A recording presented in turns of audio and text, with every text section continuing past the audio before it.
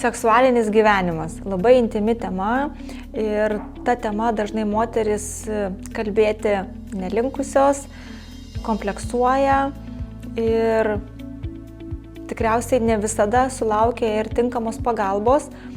Ar galima seksualinį gyvenimą pagerinti, ar galima padėti esant seksualinio gyvenimo problemoms? Seksualinio gyvenimo tema apima tikrai ne vieną sritį ir šią temą kalbėtis ir reikia, ir galima, ir padėti tikrai yra įmanoma. Tik tai reikėtų jaustis patogiai apie tai kalbant, reikėtų turėti savo tinkamą specialistą ir žinoma specialistą, kuris dirba su seksualiniam problemom. Moteris gali kreiptis tiek pas ginekologą, tiek pas urologą.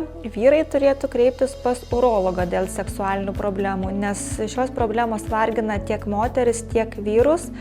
Tikriausiai dažnesnės problemos yra vyrams.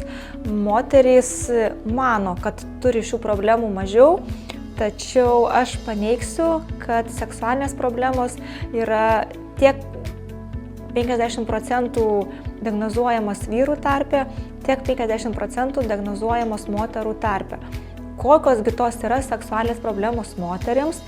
Tai yra išskiriama į skausmingus lytinius santykius, yra išskiriama į susijaudinimo problemas ir yra išskiriama į orgazmo patyrimo problemas.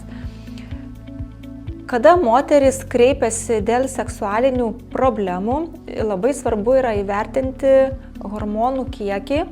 Du svarbiausi pagrindiniai hormonai įtakojantis moters seksualinį gyvenimą tai yra estrogenas, progesteronas, na ir žinoma androgenai vyriškieji hormonai.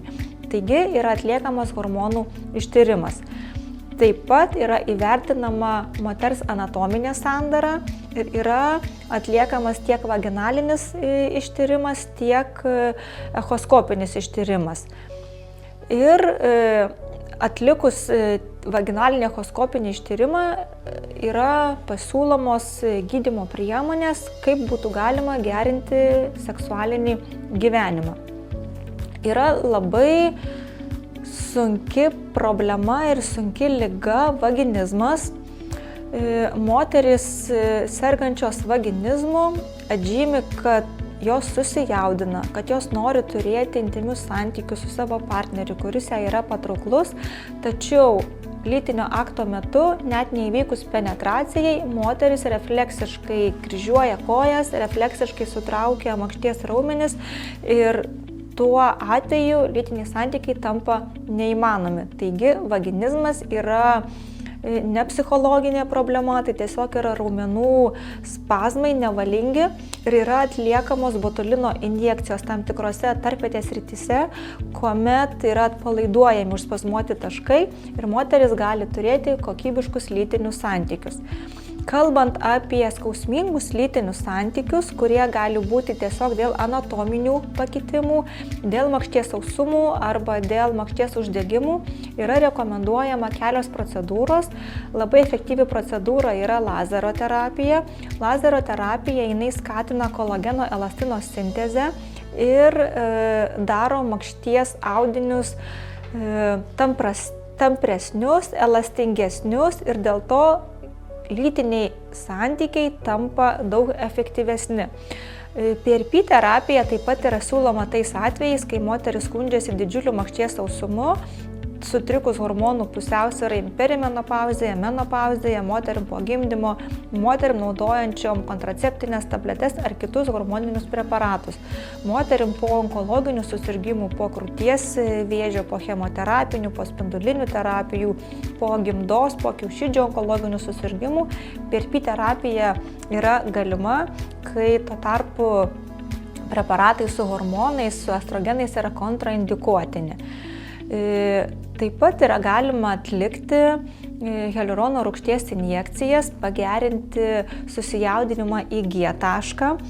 G taškas yra menamas taškas, tačiau jis yra aptinkamas taškas, kiekvienai moteriai individualus taškas, tačiau hialurono rūgšties injekcijos į G tašką pagerina susijaudinimą. Taip pat galima atlikti injekcijas ir į klitorių ir pagerinti klitorinį orgazmą. Moteris, nepamirškite, kad santykiai, kad orgazmas gali būti tiek vaginalinis, tiek klitorinis, ar ne, reikia ieškoti būdų, kuriuo lytinio akto metu jūs esate labiau patenkinta ar kuris jums yra malonesnis. Hialurono injekcijos, jos atliekamos maždaug kas 1 metus, kartais moteriam užtenka ir kas 2 metus. Ar tai yra skausminga, tai yra momentinė procedūra, kuomet atliekamas plona adatytė įdūrimas arba injekcija ir trunka minutę, nedaugiau.